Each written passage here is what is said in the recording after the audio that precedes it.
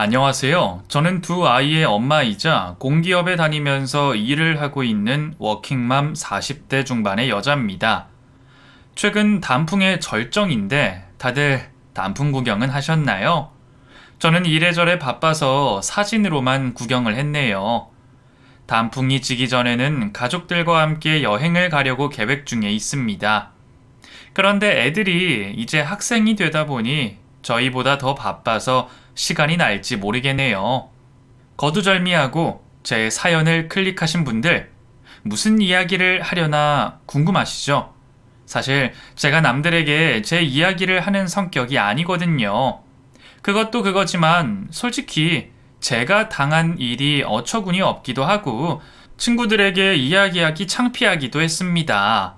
그래서 어디 가서 이런 이야기를 한 적이 한 번도 없는데 우연히 사연 채널이 있다는 걸 알게 됐어요. 그리고 그동안 가슴속에 응어리로 남아있던 제 이야기를 여러분들이 제 친구나 지인이라고 생각하고 시원하게 털어놓고 싶어서 이렇게 사연을 적어 보낼 용기를 내게 됐습니다. 그래도 되겠죠? 그럼 제 가슴을 답답하게 했던 그 시절의 제 이야기를 시작해 보겠습니다. 우선 저는 성실하게 학창 시절을 보내고 대학을 졸업한 후에 공기업에 취업을 했어요. 거기서 지금의 남편을 만나게 됐습니다. 처음에는 그저 같은 회사 동료로만 생각했는데 그 사람과 제가 취미가 같다는 걸 우연히 알게 됐어요. 제가 점심시간에 컴퓨터로 자전거 구경을 하고 있는데 그 사람이 저에게 말을 걸었습니다. 민영 씨도 자전거 좋아해요? 아, 네. 주말마다 혼자 자전거 타는 게 유일한 취미예요. 그렇구나. 저랑 취미가 같네요. 이 자전거 사려고요? 그냥 구경 중이었어요. 그 이후로 그 사람과 자전거에 관해서 많은 대화를 나눴습니다. 저 혼자만 하고 있는 취미 생활이었는데 같은 취미를 가진 사람과 이야기를 하니 정말 즐겁더라고요. 그 사람도 조심성이 많은 성격이라 저에게 돌진하지 않고 지켜보면서 관심 정도만 줘서 저도 편하게 그 사람과 가까워졌던 것 같습니다. 성격도 잘 맞고 대화도 잘 통해서 저희 둘은 주말에 가끔씩 같이 라이딩을 즐기기도 했어요. 그러다가 자연스럽게 연인 사이로 발전을 했습니다. 저희는 서로에 대한 확신이 있었거든요. 그래서 회사분들에게 숨길 생각은 없었습니다. 그렇다고 티를 낸 것도 아니어서 저희가 사귄 지 1년이 지날 무렵에 회사분들도 알게 되셨어요. 그 사람과 사귀면서 다른 문제는 없었는데 데이트를 하고 있으면 시어머니가 집안일 문제로 당시에는 남자친구였던 그 사람에게 자주 전화를 걸었어요. 전화를 끊으면 심각한 표정이 됐습니다. 무슨 일이야? 아니, 내 여동생이 최근에 결혼을 해서 임신을 했는데 매부랑 사이가 별로 안 좋은가 봐. 그래? 근데 그걸 왜 당신한테 말해? 내가 장남이고 아버지 돌아가신 후에는 나한테 의지를 많이 하셔서 어릴 때부터 시시콜콜하게 나한테 전화해서 화풀이 하시곤 그랬거든. 저는 항상 밝은 표정인 그 사람이 집에서 온 전화를 받으면 미간에 주름이 생길 정도로 심각한 표정이 돼서 걱정이 될 정도였습니다. 그럴 때면 일부러 손가락으로 그 사람의 미간을 눌러주며 제가 위로를 해주고는 했어요. 당신도 많이 부담되겠네. 동생도 결혼해서 독립했으면 알아서 살아야지. 너무 신경 쓰지 마. 한 귀로 듣고 넘겨. 으이그, 내가 우리 민영이 때문에 산다. 고마워. 그렇게 저희는 서로에게 숨기는 것 없이 연애를 했습니다. 회사에서 저희가 연애를 한다는 사실을 알고 나서는 결혼을 언제 하냐고 추궁을 하는 사람들도 있었어요. 그럴 때마다 난감하더라고요. 결혼을 할 생각은 있었지만 그게 언제일지는 저도 그 사람도 계획을 하지 않았기 때문입니다. 그런데 어느 날 그 사람으로부터 청혼을 받게 됐어요. 저희가 가끔 자전거를 가지고 교외로 캠핑을 가기로 했거든요. 거기서 그 사람이 본인이 준비한 꽃다발과 편지, 그리고 반지를 줬습니다. 섬세한 사람이라서 거창하지는 않지만 제가 좋아할 만한 것들로 준비를 했더라고요. 텔레비전에서 청혼을 받으면 우는 모습을 보면서 좋은 날인데 왜 울까 싶었거든요. 근데 막상 제가 겪어보니 여러 가지 감정이 들면서 왈칵 눈물이 쏟아지더라고요. 아, 민영아, 왜 울어? 몰라, 기분이 이상해. 나랑 결혼하기 싫어서 그런 건 아니지? 그 말에 제가 웃음이 터졌습니다. 아니야, 감동받아서 그런가 봐. 우리 같이 잘 살자? 그래, 민영아, 내가 잘할게. 그렇게 저희는 결혼을 약속하게 됐습니다. 사실 내심 걱정이 되기는 했거든요. 시어머니 될 분이 남편에게 많이 의지하는 걸 알고 있었기 때문입니다. 하지만 상견례 자리에서 만난 시어머니는 예상과는 달리 그렇게 꽉 막히고 아들만 바라보는 분 같지는 않았습니다. 그게 다 연기였으리라고는 당시에는 상상도 못했죠. 우리 상현이가 사주를 보면 아내 운이 좋다고 나오고 그랬거든요. 이렇게 예쁘고 성실한 아이 만나게 된 거 보니까 사주가 딱 맞네. 그 말에 저희 부모님도 웃으시며 대꾸하셨습니다. 그런가요? 민영이는 사주 안 봐도 남편 복이 있는 거 그냥 알겠네요. 상현이처럼 듬직한 남편감을 어디서 이렇게 잘 만났는지 감사합니다. 뭘요? 이렇게 예쁜 딸 키워주셔서 제가 더 감사하죠.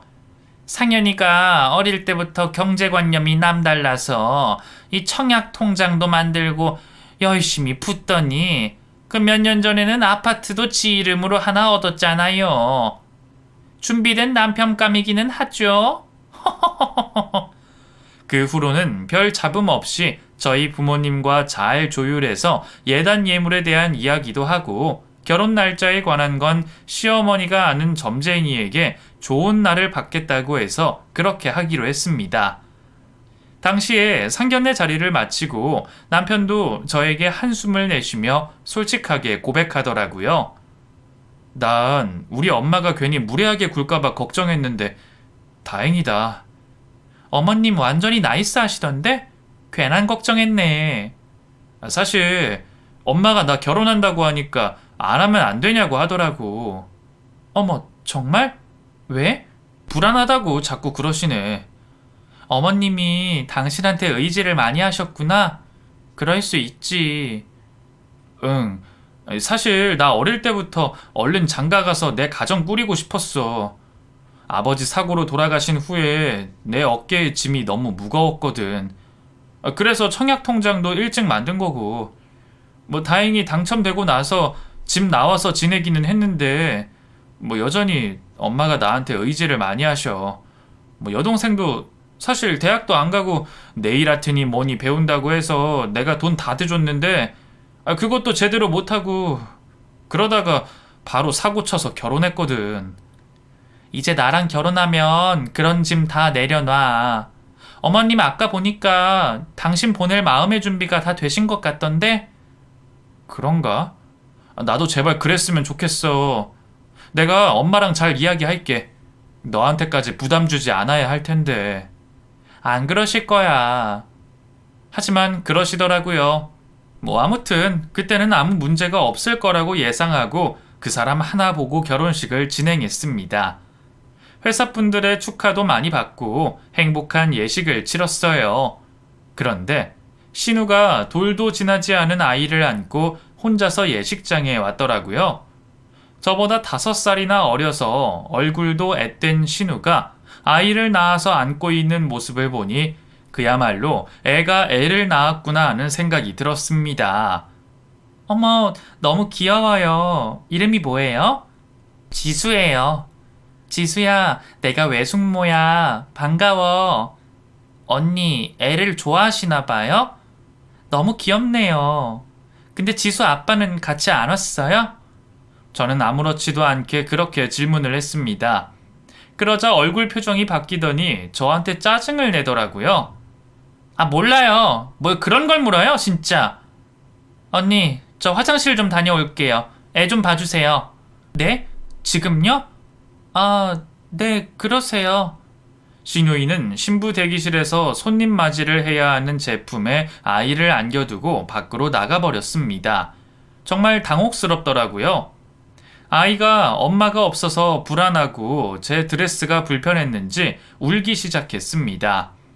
어쩔 줄을 몰라 하고 있는데 제 친구 중에 아이를 낳은 친구가 인사를 하러 와서 아이를 안아줬어요. 너 속도 위반했니? 이 애는 뭐야?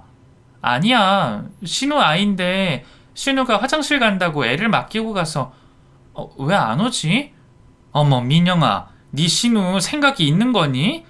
지금 예식 앞두고 있는 새 신부한테 이 갓난 애를 맡기고 간다는 게 말이 돼? 다른 사람들 있을 거 아니야. 많이 급했나 봐. 아무리 급해도 그렇지 다른 친척들 있을 거 아니야. 야, 보아하니 만만치 않겠다. 나도 신우 때문에 고생해봐서 알잖니. 그런 거야? 아니야, 뭐 신우가 아직 어려서. 왔다. 신우는 30분이나 자리를 비운 후에 돌아와서는 도끼 눈을 뜨고 제 친구 품에서 아이를 빼앗아가며 소리를 꽥 지르더라고요. 언니, 애를 남의 손에 맡기면 어떡해요? 그 말에 저도 제 친구도 당황스러웠습니다. 어찌됐든 저도 남인 거 아닌가요? 신우 논리가 어처구니가 없더라고요. 그리고는 쌩하니 나가버려서 저와 제 친구들은 좋은 날에 얼굴 붉힐 수 없어서 멋쩍게 쓴웃음만 지었던 기억이 나네요. 그리고 그게 제 시집살이의 신호탄이 될 줄은 그땐 미처 예상하지 못했습니다. 그렇게 결혼식을 치른 후에 저희는 신혼여행을 다녀왔어요. 회사도 갔다 보니 남편과 저는 서로에게 의지가 많이 됐습니다. 출퇴근도 함께 했고요. 남편과의 사이는 아무런 문제가 없었습니다. 오히려 점점 좋기만 했어요. 회사는 같아도 부서는 달라서 하루 종일 붙어서 지내는 건 아니어서 서로 만나면 할 이야기가 많았습니다. 회사 분들도 그렇게 저희를 보면 인꼬 부부라고 했으니까요. 그러다 보니 결혼하고 아이도 예상보다 일찍 갖게 됐습니다. 어느 날부터인가 속이 울렁거리고 하루 종일 멀미를 하는 기분이라서 혹시나 싶어서 임신 테스트기를 해봤더니 2줄이 뜨더라고요. 그날 점심시간에 남편과 함께 병원에 갔고 제가 임신 4주차라는 사실을 알게 됐습니다. 남편이 의사 선생님의 말을 듣고 눈물을 흘리더라고요. 남편이 우니까 저도 따라서 눈물이 흘렀습니다. 당신 왜 울어? 나 너무 좋아서 그렇지. 민영아, 의사 선생님, 그 남편으로서 제가 주의해야 할 점 있으면 다 말씀해 주세요. 남편은 의사 선생님이 하시는 말씀을 주의 깊게 들었습니다. 그런 남편의 모습을 보니 믿음직스럽더라고요. 그렇게 저는 임신 후에도 남편과 함께 태교를 하면서 회사에 출근을 했습니다. 그런데 입덧을 경험하신 분이라면 아시겠지만 그게 별거 아닌 것 같아도 상당히 힘들고 고통스러워요. 저는 처음에는 음식을 보면 헛구역질이 나서 잘 먹지 못하다가 임신 3개월 차가 지나면서부터는 뭘 먹지 않으면 속이 울렁거려서 억지로라도 뭔가를 입에 넣어야 했습니다. 임신 중에 갑상선 기능 저하까지 와서 저는 결국 임신 5개월 차부터는 휴직계를 쓰고 집에서 머물게 됐어요. 그때부터 악몽이 시작됐습니다. 시어머니가 제가 집에 있다는 사실을 알고 나서부터는 V씨에 들이닥치는 일이 잦아졌어요. 초반에는 제가 걱정돼서 오시는 줄 알았는데 점점 감시를 받는 기분이 들더라고요. 집에서 쉬다가도 저는 시어머니가 오면 긴장을 해야 했습니다. 누구세요? 누구긴 나야. 얼른 문 열어. 어머, 아가씨도 같이 오셨네요? 그날은 시누이가 아이도 데리고 시어머니와 함께 왔더라고요. 시누이는 제 물음에 고가운 표정을 지으며 대답했습니다. 왜요? 우리 오빠 집인데 내가 못 올 때 왔어요? 아니요, 연락이 없이 오셔서 그냥 반가워서 그렇죠. 지수도 왔구나. 안녕. 아직 돌도 안 지난 애한테 무슨 인사를 그렇게 해요? 애가 졌다고 유난이네? 그렇게 시누이는 미운 말만 골라서 하더라고요. 사람 민망하게 만드는 데는 도 같은 사람 같았습니다. 그리고 오자마자 저에게 또 아이를 맡기고 컴퓨터가 어디에 있는지 묻더라고요. 언니, 컴퓨터 어딨어요? 컴퓨터 저기 서재방에 가시면 있어요. 오빠가 비번 안 바꿨겠지? 저 잠깐 컴퓨터 좀 할게요. 지수 좀 봐주세요. 시누이는 저에게 아이를 맡기고 시어머니는 본인들 것만 사온 음료수를 마시며 저에게 신세 한탄을 시작했습니다. 요즘 일하기도 힘들고 너는 집에 쉬어서 좋겠다. 많이 힘드세요? 네 시누이가 요새 우리 집에 살잖니. 애 보기도 힘들고. 너 애 잘 본다? 열심히 공부했나 봐? 아, 네. 우리 씩씩이 태어나면 저도 육아하는 법을 알아야 하니까요. 지수가 참 순하네요. 그럼 네가 데려다가 키울래? 그 말에 저는 너무 황당하고 놀라서 대답했습니다. 네? 무슨 그런 말씀을... 농담이야.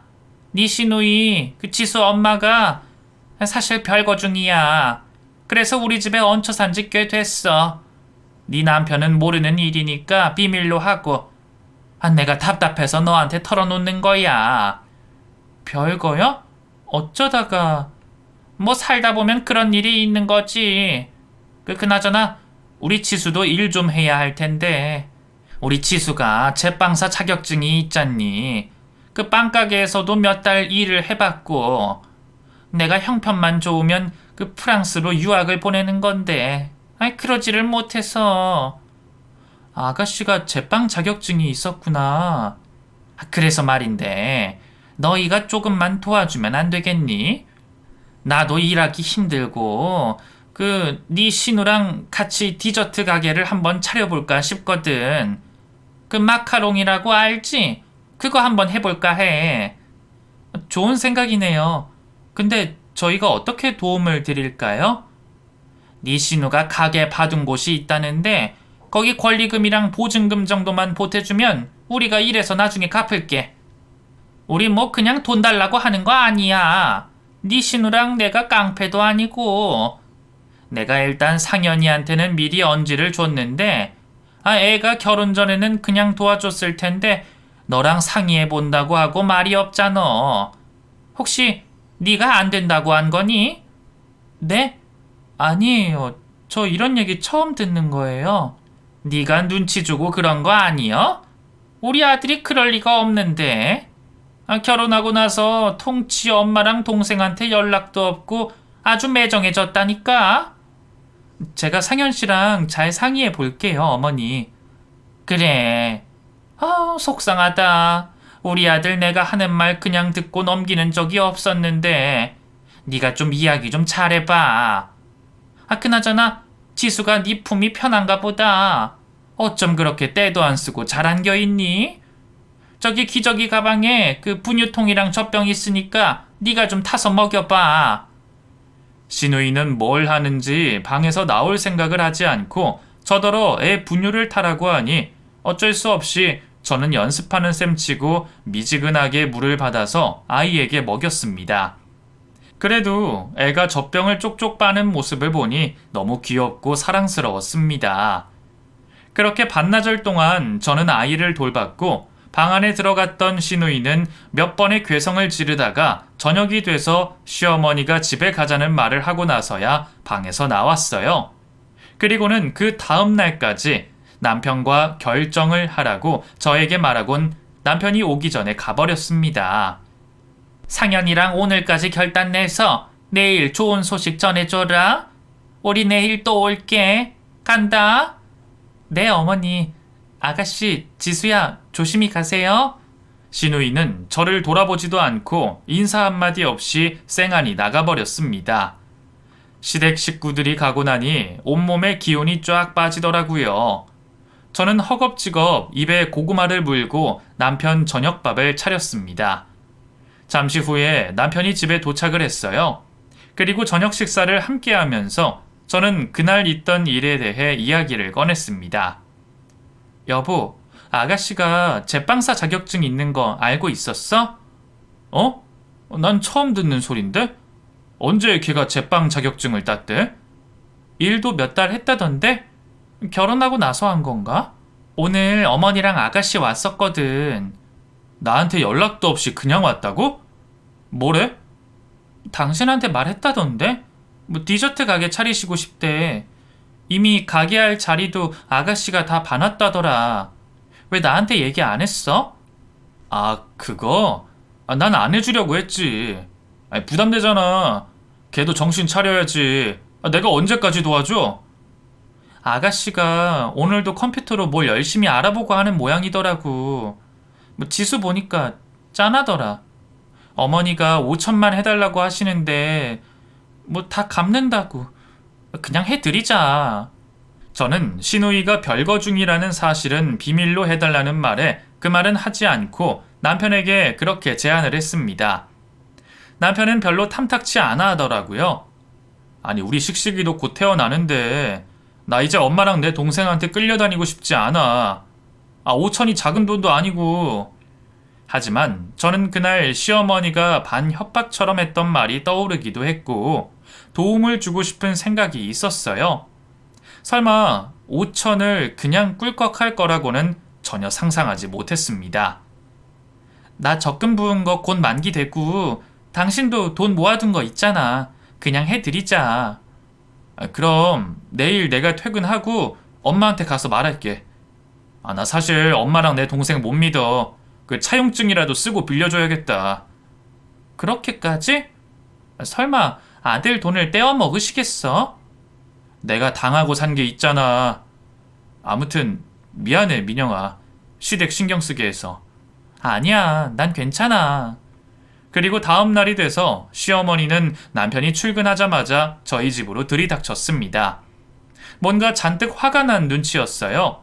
그리고 저에게 퍼붓기 시작하더라고요. 예, 너는 그걸 쏠랑 일러 바치니? 그게 무슨 말씀이세요? 어이구, 이건 모르는 척하는 거 봐라. 네 남편한테 어떻게 말했길래 얘가 차용증이니 뭐니 그런 말이 나와? 가족끼리 차용증? 어이가 없어서. 저는 그런 말 한 적이 없는데. 상현 씨가. 네가 잘만 말했으면 우리 아들 그런 소리를 하겠어? 정말 어이가 없어서. 그러고 있는데 출근했던 남편이 현관으로 들어오더라고요. 시어머니가 적잖이 당황한 눈치였습니다. 엄마, 여기 왜 있어? 넌 출근한 거 아니니? 가다가 몸이 안 좋아서 반차 내고 오후에 출근하려고 왔는데 엄마 뭐 하는 거야? 뭐 하긴, 내가 아들 집도 못 와? 디저트 가게 때문에 온 거예요? 예지는? 예지도 곧 올 거야. 예지 오면 같이 말씀드릴게요. 그리고 잠시 후에 시누이가 아이를 데리고 도착했어요. 남편은 시어머니와 저 그리고 시누이를 앉혀두고 말했습니다. 그 디저트 가게 그거 정말 자신 있는 거야? 오빠는 자신 있으니까 하지. 나도 내 남편 눈치 보면서 살기 싫어.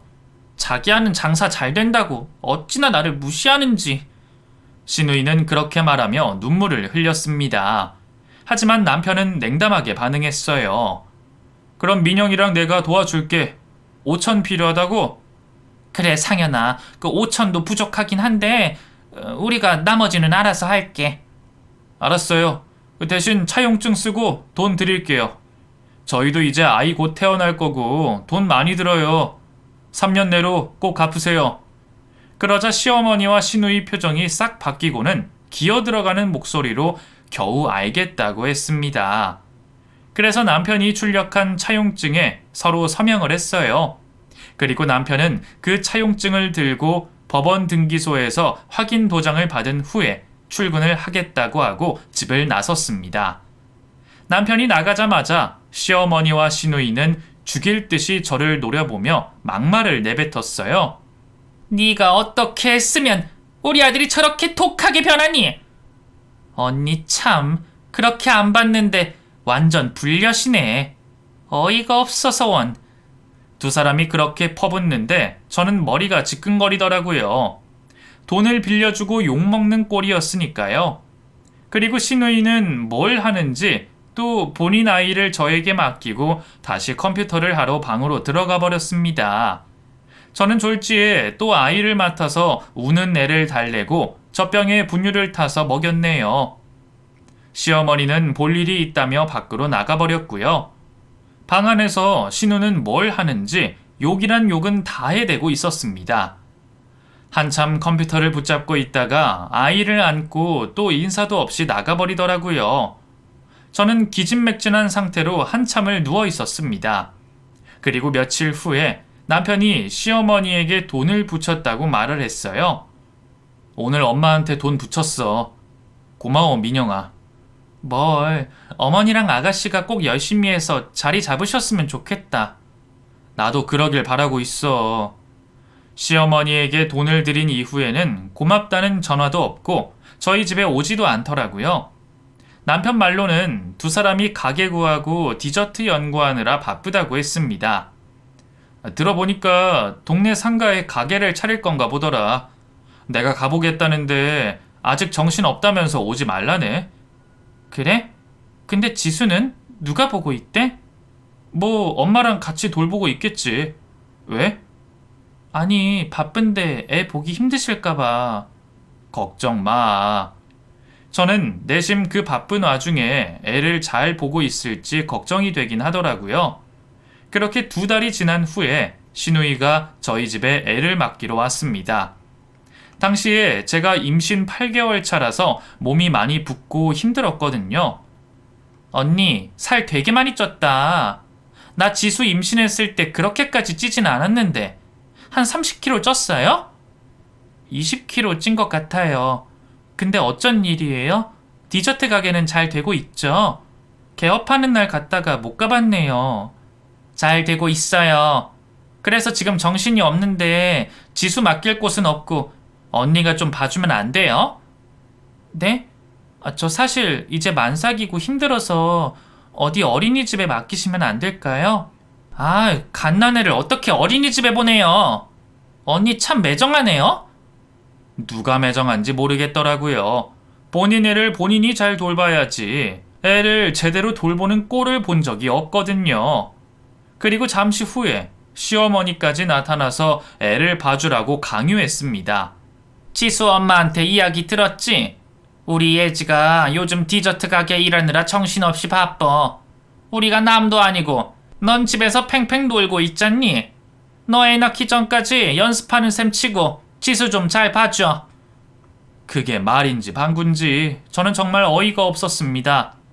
제가 놀려고 놀고 있는 것도 아니었고 시누이는 어쨌든 제 덕에 가게도 차린 거였잖아요. 팽팽 논다느니 그런 말을 듣고 보니 저도 썩 기분이 좋지는 않았습니다. 게다가 당시에 저는 급격히 찐 살에 남산만큼 부른 배에 몸을 가누기도 힘이 든 상태였거든요. 그 모습을 눈으로 보고서도 애를 저에게 맡긴다는 게 정말 염치고 뭐고 본인들 생각만 하는 것 같아서 서운했습니다. 어머니, 저 이제 만삭이라서 힘들어요. 뭐 하루 종일 봐달라는 것도 아니고 낮에 한 3-4시간 봐달라는 건데 그것도 안 되니? 애 낮잠 재우면 우리가 데리러 올 거야. 어머니, 이렇게 막무가내로 하셔도... 시누이는 시어머니와 제가 그런 대화를 나누는 와중에도 저희 집 서재에 들어가서 컴퓨터를 하고 있었습니다. 그쯤 되니 도대체 뭘 하는 건지 궁금해지더라고요.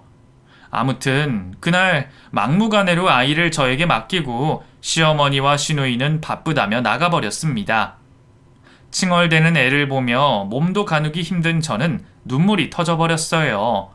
그래도 애가 무슨 죄인가 싶어서 기저귀도 갈아주고 분유를 먹였더니 잠에 곤히 들었습니다. 아이가 잠이 들어서 저는 제 아이가 태어나면 눕힐 아이 침대에 시누이 아이를 눕혀두고 컴퓨터 방으로 갔어요. 그리고 시누이가 대체 뭘 하고 간 건지 인터넷 방문 기록을 뒤져봤습니다. 그리고 거기서 놀라운 사실을 알게 됐네요. 처음 보는 사이트가 있어서 들어가 봤더니 불법 도박 사이트였던 것이에요. 뭘 그리 열심히 하나 했는데 불법 도박을 하고 있었다는 사실에 기가 찼습니다. 그리고 디저트 가게를 제대로 운영하고 있는 건지도 의심이 들더라고요. 분명히 개업할 때 가봤으니 가게를 운영하고 있을 거라고 생각했지만 왠지 쎄한 기분이 들어서 저는 시누이의 아이를 저희 친정엄마에게 맡긴 후에 시어머니와 시누이가 차렸던 디저트 가게에 가봤습니다. 그런데 시누이와 시어머니는 없고 웬 젊은 남자가 가게 카운터를 보고 있었어요. 마카롱과 쿠키를 구입하며 제가 물었습니다. 여기 사장님은 안 계신가 봐요. 언제 알바생을 구하셨지? 네? 제가 사장인데요. 그 말을 듣고 제가 놀라서 물었습니다. 그럴 리가. 여기 이혜지 씨가 사장님 아니에요? 많이 들어본 이름인데. 그 사람 전에 하루 저희 가게 빌렸던 사람이에요. 그때 마침 제가 휴가를 가는 날이어서 돈 100만 원 받고 빌려줬는데. 그 사람이 자기가 여기 사장이래요? 그 말을 듣고 저는 누가 망치로 뒤통수를 후려 갈긴 듯이 멍해지더라고요. 저는 이성의 끈을 놓아버렸습니다. 언제부터 속인 건지 저는 선의로 두 사람의 편의를 봐줬는데 그 대가가 거짓말이었다는 사실에 신우와 시어머니에게 배신감마저 들었어요. 신우이를 만나러 시어머니 댁으로 향했습니다. 아무리 현관배를 눌러도 열어줄 생각을 하지 않아서 저는 남편 생일을 치고 현관문을 열고 집으로 들어갔어요. 그런데 시어머니는 어디 갔는지 없고 시누이가 맥주를 마시며 불법 도박 사이트에서 도박을 하고 있는 모습이 보였습니다. 정신없이 도박을 하느라 제가 들어간 줄도 모르더라고요. 그 모습을 보고 저는 시누이한테 참교육을 시켜줘야겠다는 결심이 서서 바로 경찰서에 신고를 했습니다. 그랬더니 경찰이 몇 분 후에 들이닥쳤고 불법 도박을 하고 있던 시누이를 현행범으로 체포했어요. 그제서야 정신을 차리고 저를 발견한 시누이가 외쳤습니다. 언니가 신고했어요? 진짜 미쳤어! 미친 건 아가씨겠죠. 우리가 준 돈 5천으로 도박한 거예요? 애는 만삭인 나한테 맡겨두고 정말 미쳤어요? 그러고 있는데 언제 왔는지 시어머니가 집으로 들어와서 제 뺨을 내리치더라고요. 네가 뭔데 우리 딸을 경찰에 신고해? 야, 이 나쁜 년아! 저는 시어머니를 보고 경찰에게 말했습니다. 선생님들 방금 보셨죠? 저한테 폭력 쓴 거 보셨죠? 이분도 데려가세요. 그러자 두 사람이 바락바락 소리를 지르며 난동을 피우더라고요. 경찰은 두 사람을 데리고 경찰서로 갔고 저는 경찰에게 진술서를 써줬습니다. 그리고 남편에게 전화를 해서 모든 사실을 이야기했어요. 일찍 퇴근을 하고 온 남편이 저를 보고 미안하다고 하더라고요. 민영아, 난 그런 것도 모르고 미안해. 몸은 괜찮아? 난 괜찮아. 어떻게 그럴 수가 있어? 아가씨 진짜 애 엄마 맞아? 애는 돌보지도 않고 우리가 준 돈 다 도박으로 날린 것 같더라. 가만 안 둬 진짜. 민영아, 내가 알아서 다 해결할게. 그리고 남편은 경찰서로 달려갔어요. 저희 친정엄마가 신우 애를 봐주고 있었는데 저는 이 사실을 친정엄마에게 이야기하면 너무 속상해 하실까봐 이야기하지도 못하고 혼자서 끙끙 앓다가 잠이 들었습니다. 다음날 경찰서에서 나온 시어머니와 시누이는 제 앞에서 손이 발이 되게 빌더라고요. 언니, 미안해요. 제가 도박에 눈이 멀어서 저 정말 서러웠거든요. 애 아빠가 자기 돈 번다고 나 얼마나 무시하는지. 그 말에 저는 단호하게 대답했습니다. 전 아가씨 말 못 믿어요. 아가씨 저뿐만 아니라 오빠도 완전히 속여 먹였잖아요. 어머니도 다 아시고 그러신 거죠? 제 말에 시어머니가 어쩔 줄 몰라 하며 대답했어요.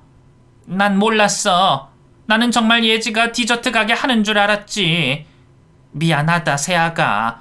내가 손찌검까지 하고 정말 미안해.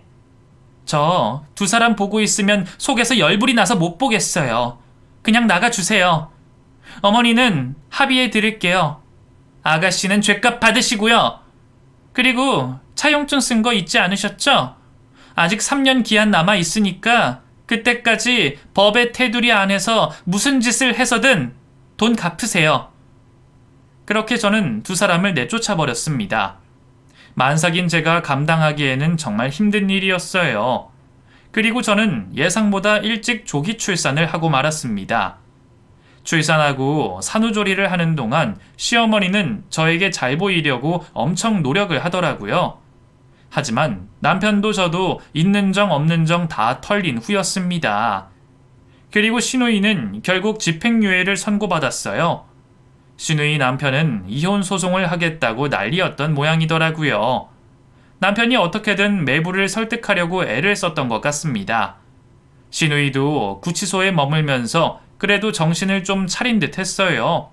육아휴직을 쓰고 태어난 저희 아이를 돌보고 있는데 시누이와 시어머니가 과일 바구니를 사들고 왔습니다. 문을 열어주기 싫었는데 어쩔 수 없이 열어줬네요. 그리고 시누이가 말했어요. 언니, 저 겨우 이혼은 안 하게 됐어요. 마지막으로 기회를 준다고 하더라고요. 제가 속여서 미안해요. 오빠한테도 손이 발이 되게 빌었어요. 저 이제 정신 차리고 살려고요. 세아가, 우리가 철이 없었어. 미안하다. 아이고, 애가 지 아빠를 꼭 빼닮았네. 우리 손주 좀 안아볼까? 그런 시어머니에게 제가 빽 소리를 질렀습니다. 당시에 많이 예민한 상태이기도 했거든요. 위선 떨지 마세요. 상현 씨가 두 사람한테 얼마나 당하고 살았는지 저 다 들었어요. 상현 씨도 두 사람 연락 안 받는다고 하던데 앞으로 저희 집에 오실 생각하지 마세요. 아니, 그래도 듣고 싶지 않아요. 나가세요. 저는 그렇게 두 사람을 내쫓아버렸습니다. 남편은 그 일을 겪고 나서 두 사람에게 더 이상 아무런 믿음도 없다고 말하며 연을 끊겠다고 선언했어요. 그런데 그 이후에 무슨 일이 있었는지는 모르지만 시누이는 결국 이혼을 했다고 하더라고요. 양육권도 빼앗겼다는 소식을 들었습니다. 아무튼 남편과 저는 시댁에 완전히 신경을 끄고 살았어요. 그리고 저희 아들을 저는 친정엄마에게 맡기고 다시 회사에 출근을 했습니다. 아이 돌이 되던 날에 시어머니와 시누이가 디저트 가게를 차렸다면서 쿠키 박스를 들고 나타났어요. 남편이 두 사람을 보고 기겁을 하며 내쫓으려고 했습니다. 여기가 어디라고 와? 내가 오지 말라고 했죠? 아들아, 왜 이렇게 모질게 구니? 엄마가 잘못했다고 했잖아. 하나뿐인 네 엄마랑 동생 용서 좀 해줘. 용서요? 제가 한두 번 당했어야 말이죠. 저는 괜찮은데 제 와이프 고생시킨 거 저 못 참아요. 됐어요. 가세요. 그 말을 듣고 시누이가 안절부절하지 못하며 저에게 다가와서 쿠키 박스를 내밀고 말했습니다. 언니, 저 엄마랑 디저트 가게 작게 차렸어요. 이거 쿠키 좀 싸왔는데 드셔보세요. 어쩔 수 없이 저는 시누이가 내민 쿠키 박스를 받아들었고 남편은 두 사람에게 말했습니다. 난 어쨌든 엄마랑 동생 없는 셈 치고 살 거니까 그런 줄 알고 얼른 나가. 그리고 우리가 빌려준 돈 상환 날짜 2년 남은 거 알지? 열심히 살아서 제 날짜에 갚아. 가 이제. 남편의 말에 시어머니와 시누이는 아무런 대꾸도 하지 못하고 나가버렸습니다. 남편의 단호한 모습에 저도 조금 놀라기는 했지만 충분히 그럴만 했다고 생각해요. 그리고 시어머니와 시누이는 본인들이 개과천선하고 잘 사는 모습을 보여주고 싶었는지 주기적으로 저희 집에 본인들 디저트 가게에서 만든 쿠키를 보내왔습니다. 그래도 맛은 좋더라고요. 받은 쿠키는 회사로 가져가서 회사 동료들과 나눠 먹으며 은근히 홍보도 해줬네요. 민영씨, 쿠키 맛있다. 이거 어디 거야? 맛있으세요? 이거 땡땡 디저트 가게 거예요. 맛있으시면 주변에 홍보도 해주시고 가끔 사서 드셔주세요. 아는 사람이 하는 거야? 뭐 그렇다고 할 수는 있는데 별로 친한 사이는 아니어도 잘 되면 좋은 거니까요. 그 디저트 가게는 웬만큼 장사가 잘 됐던 모양이었어요. 제가 둘째를 임신했을 때 결국 차용증에 적힌 대로 두 사람은 저희에게 빚졌던 5천만 원을 상환했습니다. 빌렸던 돈 갚는다. 고마웠어. 시어머니는 남편을 통해 돈을 갚고 저에게 그렇게 문자를 보냈습니다. 디저트 가게가 승승장구하고 있는 것 같아서 다행이라고 생각했지만 다시 보고 싶은 마음은 들지 않았어요. 남편도 저도 두 사람을 다시 가족으로 받아들여줄 생각은 눈꼽만큼도 없었습니다. 저희 식구는 명절이 되면 제 친정집에만 잠시 들렀다가 여행을 가고는 했어요. 지금도 그건 마찬가지입니다. 저희 친정도 제사를 지내는 집이 아니라서 이번 추석에는 친정 부모님과 저희 두 아이와 남편과 함께 코로나 이후 오랜만에 부산으로 여행도 다녀왔어요. 아이들이 이제는 학생이 돼서 같이 여행을 가니 본인들 할 건 알아서 해서 편하더라고요. 언제 세월이 흘러서 그렇게 컸는지 보면서도 새삼스럽게 대견하다는 생각이 들었습니다. 그리고 신우가 최근에 좋은 사람을 만나서 연애를 하고 있다는 소식을 듣게 됐는데 도박도 끊고 디저트 가게도 차려서 열심히 살고 있으니 다시 잘 새 출발하기를 바랍니다. 신우가 재혼을 하게 되면 저희 부부도 결혼식에 참석할 의향은 있네요.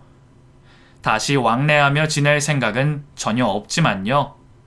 몰상식했던 신우와 시어머니 덕에 결혼 초에 제가 고생을 좀 했지만 그래도 그냥 넘어가 주지 않은 덕에 두 사람이 정신 차리고 살고 있어서 한편으로는 다행인 것 같아요. 여기에 다 적지는 못했지만 남편도 두 사람에게 당하고 산 게 많아서 꼴도 보기 싫다고 합니다. 앞으로 왕래하고 지낼 일은 없겠지만 아무쪼록 지금처럼 성실하게 잘 지내시기를 바라는 마음이에요. 여러분, 제 사연은 여기까지입니다. 이제 낙엽도 떨어지고 한 해가 저물고 있네요. 아무쪼록 한 해 마무리 잘 하시고 항상 무탈하고 건강하시기를 바랄게요. 그럼 저는 이만 물러가 보겠습니다. 끝까지 들어주셔서 정말 감사합니다.